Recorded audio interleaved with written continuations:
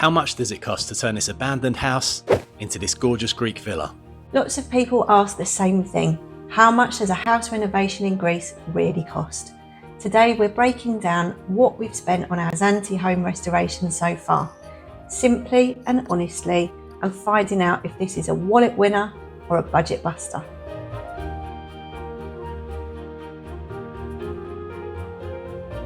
Now let's start with the villa itself. We bought this place back in 2023.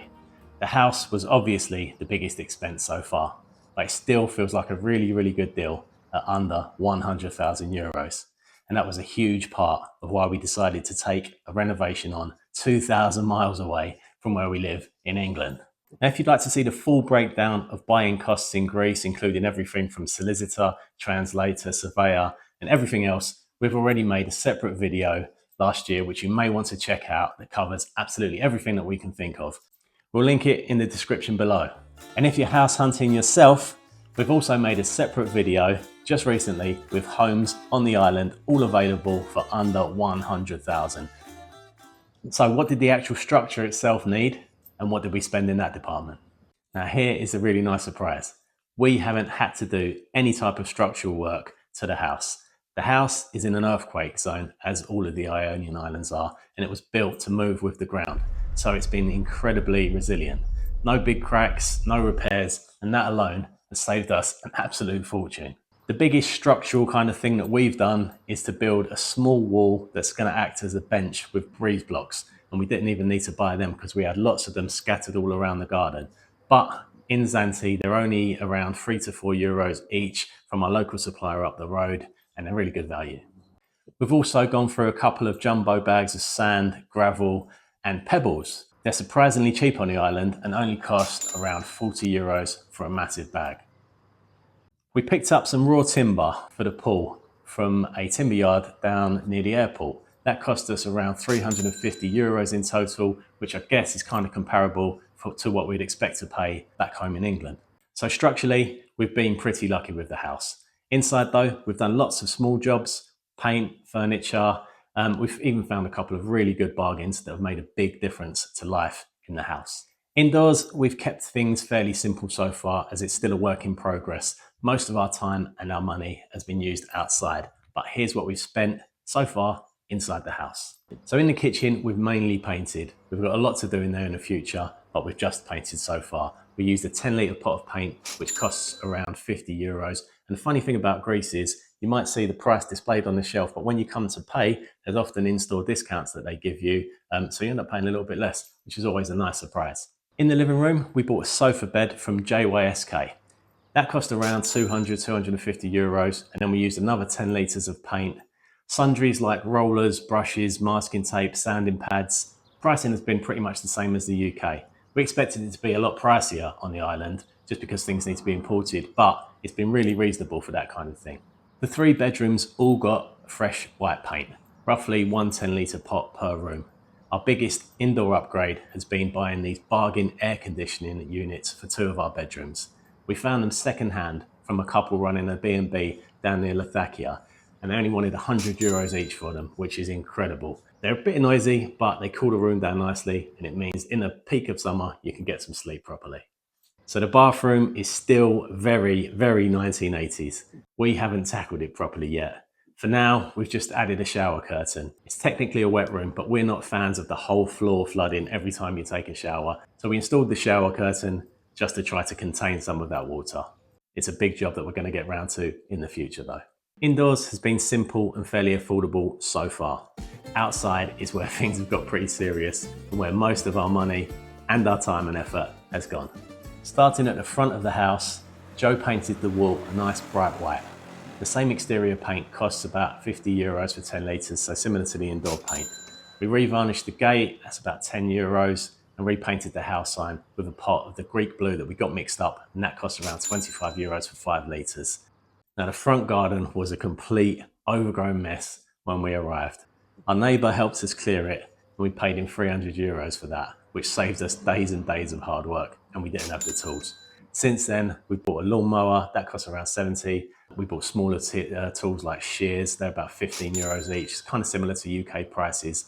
What we did was ship a few things over. We shipped a collapsible ladder over and a few other bits and pieces. It costs around €50 to take around 20 to 25 kilos on a plane. So it might save you a little bit of time when you get there and a little bit of money.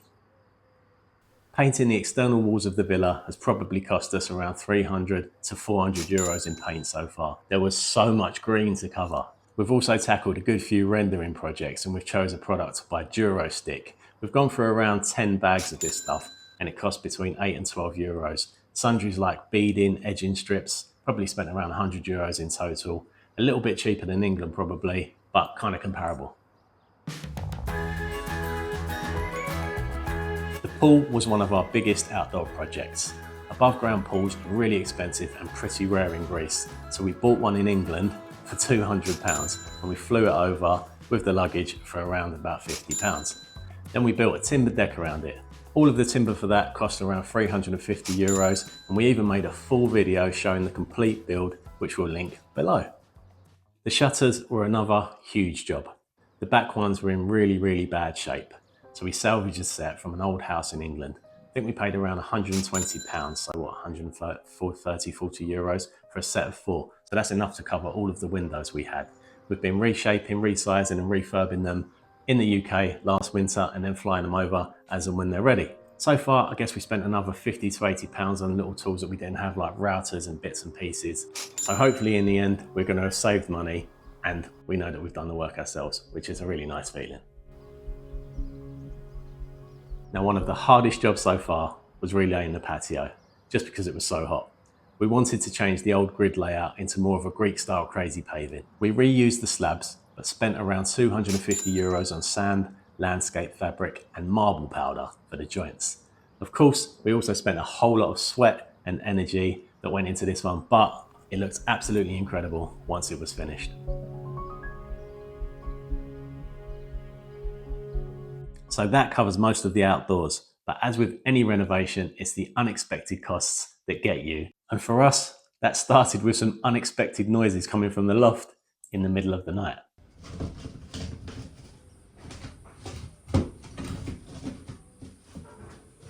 The first problem was a rat in the roof.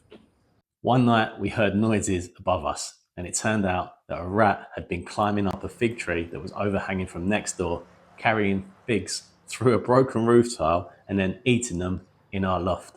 Not exactly what you want to discover when you're fast asleep. We patched the roof for around €20 and our neighbour cut their tree right back. Luckily, it's been fine ever since. A couple of months later, while we were in the garden repairing the shutters, the water pump started spouting water around. We looked over and we thought, surely that's not meant to be happening.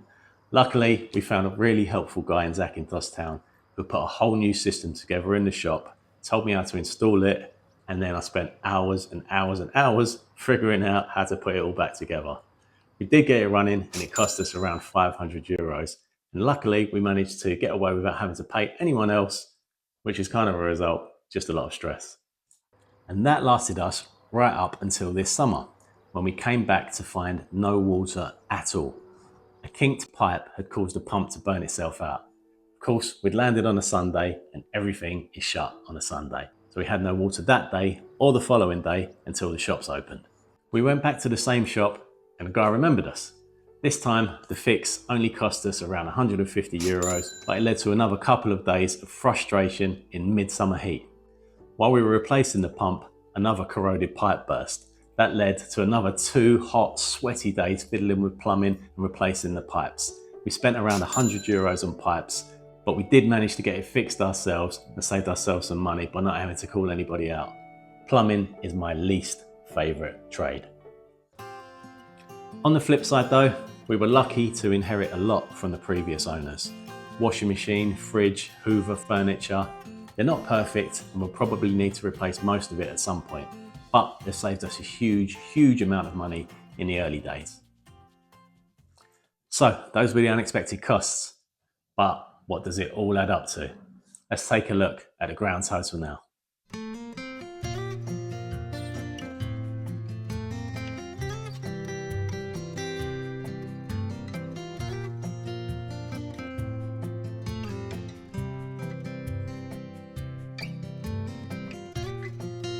So we estimate we've spent around €4,000 so far.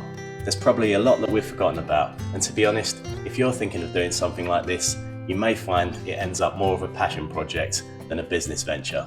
You have to fall in love with the process, otherwise you may just end up losing sight of the reason you began in the first place.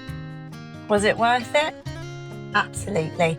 We've taken an abandoned house and turned it into somewhere we love to spend time. Every euro has gone into making it ours, and we can't wait to get stuck into the rest of the renovation. So what do you think? Would you take on a renovation project like this?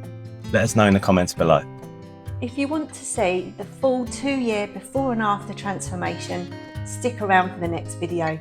And if you're curious about buying costs in Greece, you can find a link to that in the description. Thanks so much for watching. We'll see you in the next one.